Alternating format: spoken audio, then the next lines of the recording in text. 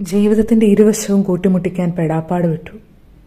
സ്വന്തം വീട്ടിലും ഭർത്താവിന്റെ വീട്ടിലും നീതി കിട്ടിയില്ല. 2 കുഞ്ഞുങ്ങളുടെ സുരക്ഷിതത്വത്തിന് മരിക്കുന്നതിന് അവസാന നിമിഷം വരെ അവൾ ഓടി. എങ്ങും ഒരു വാതിലുകളും ഈ അമ്മയ്ക്കും കുഞ്ഞുങ്ങൾക്കും വേണ്ടി തുറന്നില്ല.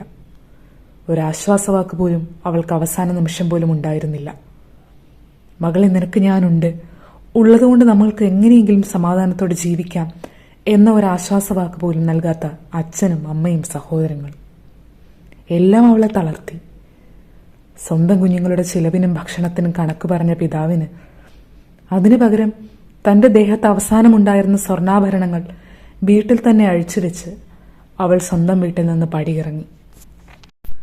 10 വയസ്സുള്ള തന്റെ പിഞ്ചോമന മകൾ അവളൊന്നു പകച്ചു. ഒരുപക്ഷെ അവളുടെ കൂട്ടുകാരും അവളുടെ കൊച്ചു കളിപ്പാട്ടങ്ങളുമുള്ള ലോകത്തേക്ക് തിരിച്ചു പോകാനുള്ള ആ കുഞ്ഞു മനസ്സിന്റെ വെമ്പലാകാം അവളെ പുറകോട്ട് വലിച്ചത്.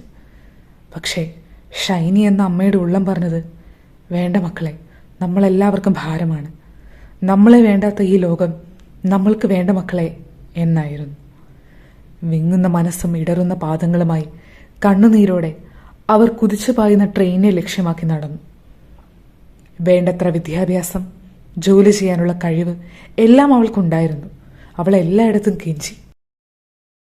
സ്വന്തം സഭയിലെ, സ്വന്തം ഭർത്തൃഗൃഹത്തിലെ ലോഹയിട്ട ചെന്നായിയുടെ കുടിലതന്ത്രങ്ങൾ അവളുടെ പ്രതീക്ഷകളെ തകർത്തു.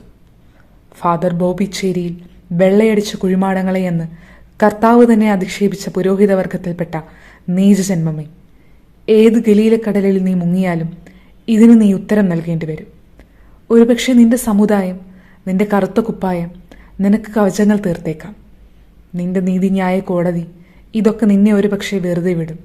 പക്ഷേ ദൈവത്തിന്റെ കോടതിയിൽ നിനക്ക് മാപ്പില്ല. ഈ 3 ആത്മാക്കളുടെ ജീവന് വിലപേശിയവരും ഇതിന് കണക്ക് നൽകണം. ഷൈനി, മക്കളെ, മാപ്പ്. നിങ്ങളുടെ മരണത്തിന് ഞാൻ ഉൾപ്പെടുന്ന സമൂഹം മുഴുവൻ ഉത്തരവാദികളാണ്.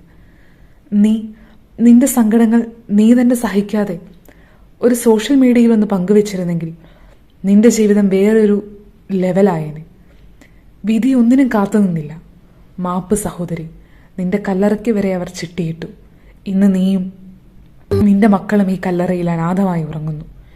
ഇവിടെ വന്ന് പ്രാർത്ഥിക്കാനോ ഈ കല്ലറയിൽ ഒരു തിരി തെളിക്കാനോ ആരുമില്ലാതെ നിങ്ങൾ അനാഥരായി ഇവിടെ ഉറങ്ങുന്നു. സഹോദരി, ദൈവത്തിന്റെ തിരുസന്നിധിയിൽ നിനക്ക് നീതി ലഭിക്കട്ടെ, നിങ്ങളുടെ ആത്മാവിനെങ്കിലും നീതി ലഭിക്കട്ടെ എന്ന വിനീതമായ പ്രാർത്ഥന മാത്രം.